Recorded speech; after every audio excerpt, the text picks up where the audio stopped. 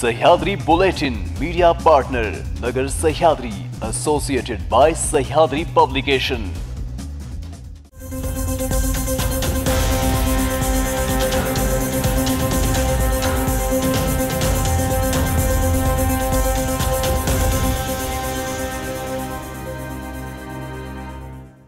नमस्कार, मी अंजली। आपण पाहत आहात न्यूज 24 सह्याद्री। घेऊयात महत्त्वपूर्ण बातम्यांचा आढावा सह्याद्री बुलेटिन मध्ये। शिवसेना आमदार अपात्रतेचा निकालाची तारीख जवळ आली आहे। या निकालाआधीच शिवसेना शिंदेगड भाजपमध्ये विलीन होणार असल्याच्या चर्चा राजकीय वर्तुळात रंगू लागल्यात। विधानसभा अध्यक्ष राहुल नार्वेकर यांनी शिंदे गटातील 16 आमदारांना अपात्र ठरवल्यास भाजपने हा प्लॅन बी तयार ठेवल्याचे विश्वसनीय सूत्रांनी सांगितले। अशातच विरोधी पक्षनेते विजय वडेट्टीवार यांनी याबाबत विधान केले आहे। भीमा कोरेगाव येथील 206व्या शौर्य दिनानिमित्त शूरवीरांना मानवंदना देण्यासाठी नागपूर येथील भीमसैनिकांनी मशाल रन रॅली काढली। दीक्षाभूमी नागपूर येथून गुरुवारी सायंकाळी ही रॅली भीमा कोरेगावसाठी निघाली आहे। डे नाईट मशाल रन व रन टू मशाल भीमा कोरेगाव अशा प्रकारे ही रॅली काढण्यात आली आहे। अखंड मशाल तेवत ठेवत रॅलीत सहभागी भीमसैनिक रात्रंदिवस न थांबता पुढे जात आहेत। गोंदिया जिल्ह्यातील नवेगाव बांध नागझिरा व्याघ्र प्रकल्पात मावळत्या वर्षातील 20 मे रोजी चंद्रपूर जिल्ह्यातील ब्रह्मपुरी वनक्षेत्रातील 2 वाघिणींना गोंदिया जिल्ह्याचे तत्कालीन पालकमंत्री सुधीर मुनगंटीवार यांच्या उपस्थितीत सोडण्यात आले। त्यानंतर सदर प्रकल्पात पुन्हा 3 वाघ सोडण्यात येणार असून त्यासाठीची प्रक्रिया सुरू झाली आहे। हे 3 वाघ चंद्रपूर जिल्ह्यातील ताडोबा व्याघ्र प्रकल्पातून आणण्यात येणार आहेत। त्यामुळे नवेगाव बांध नागझिरा व्याघ्र प्रकल्पातील वाघांची संख्या 19 वर पोहोचणार असून नवीन पाहुणे येण्याची वन्यप्राणी प्रेमी व संबंधित विभागाला चाहूल लागली। विशेष म्हणजे संबंधित व्याघ्र प्रकल्पात टप्प्याटप्प्याने 5 वाघ आणण्याची योजना असून त्यापैकी पहिल्या टप्प्यात 2 वाघिणी सोडण्यात आल्या आहेत आणि आता दुसऱ्या टप्प्याच्या प्रक्रियेला सुरुवात झाली असल्याची माहिती सूत्रांकडून प्राप्त झाली।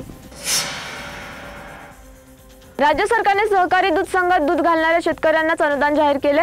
मात्र नाशिक जिल्ह्यात सिन्नर वगळता सर्वच ठिकाणी खासगी दूध संघ असल्याने सरकारने सहकारी आणि खासगी असा कुठला भेदभाव न करता सरसकट सर्वच दूध उत्पादकांना प्रति लिटर 5 रुपये अनुदान द्यावे अशी मागणी नाशिक जिल्ह्यातील सर्वच दूध संघाच्या वतीने होते।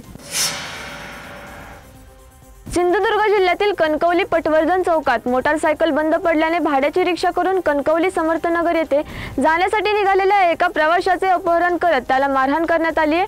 ही घटना सिंधुदुर्गात घडली असून पटवर्धन चौकात मोटारसायकल बंद पडल्याने भाड्याची रिक्षा करून समर्थनगर येथे जाण्यासाठी निघालेल्या धीरेंद्र कुमार श्रीकांत यादव याला समर्थनगर येथे न सोडता त्याचे अपहरण केले गेले। त्यानंतर बेदम मारहाण केली। त्यांच्याकडील रोख रक्कम आणि मोबाईल बळजबरीने काढून घेतला। सह्याद्री बुलेटिन मध्ये घेऊया छोटीशी विश्रांती। रोखोक पत्रकारिता, निर्भीड बाणा आणि कणखर भूमिका, महाराष्ट्राचा सखा, सत्याचा पाठीराखा, शब्दांचं सामर्थ्य, विश्वसनीयतेची उंची, न्यूज 24 सह्याद्री। विश्रांतीनंतर तुमचं पुन्हा एकदा स्वागत। पाहूयात पुढील बातम्या।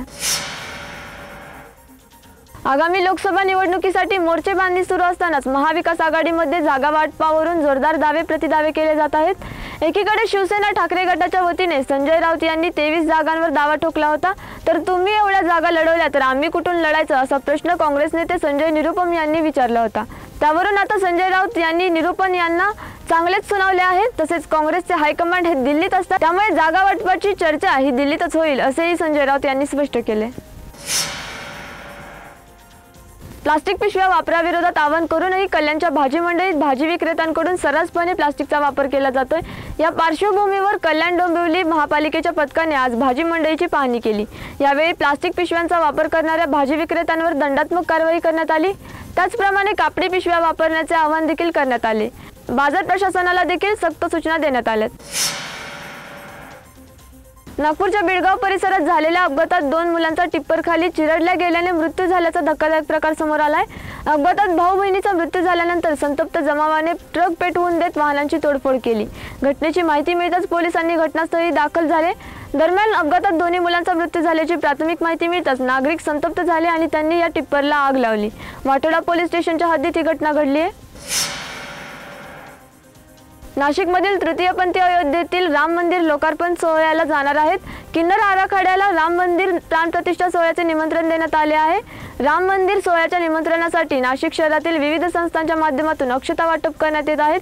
त्या अक्षता वाटपात तृतीयपंथी यांनी सहभाग घेतलाय। सुनील केदार यांना बँक घोटाळा प्रकरणी तुरुंगवास झाल्यानंतर रिक्त झालेल्या विधानसभा पोटनिवडणुकीची चर्चा आता सुरू झाली आहे। सावनेर विधानसभा क्षेत्रात पोटनिवडणूक घेतली जाईल अशी शक्यता बळावली आहे। राजकीय वर्तुळात देखील तशी चर्चा सुरू झाली आहे। प्रशासनिक सूत्रांकडून मिळालेल्या माहितीप्रमाणे पुढील आठवड्यात या संदर्भात काही हालचाली होऊ शकतात। सह्याद्री बुलेटिन मध्ये इथेच थांबते, मात्र तुम्ही पाहत राहा न्यूज 24 सह्याद्री।